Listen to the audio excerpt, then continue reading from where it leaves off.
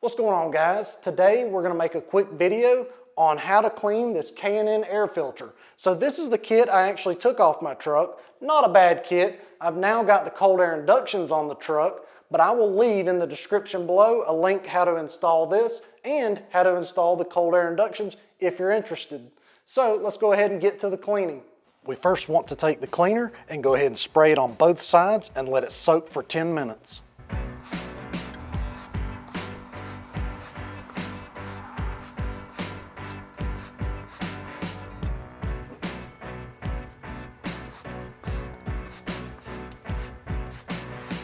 After 10 minutes, you want to take low pressure water and run it through this side, pushing the dirt out that way. So let's do that now.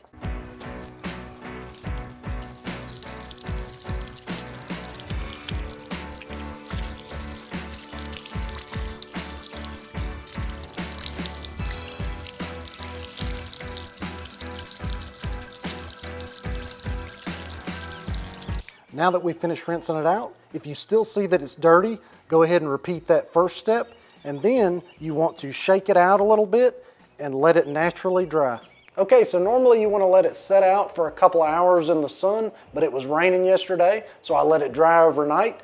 We should be good to go. I'm going to go ahead and spray the oil on there.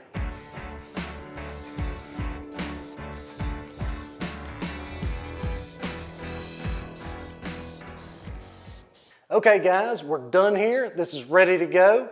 You want to make sure when you're oiling your filter not to over oil it. So what I recommend is drive it around for about 300 miles and then take you some mass airflow sensor cleaner. Go ahead and just clean it. Make sure none of the oil accidentally got sucked up into the mass airflow sensor. So grab some of this at Advance Auto or any other auto place. It's about 10 bucks just to give you peace of mind. Okay, I wanted to keep this short. I hope this helps you maintain and keep your K&N air filter clean. And if you like this video, make sure you hit the thumbs up. And if you haven't subscribed already, go ahead and do so. Until next time, see y'all.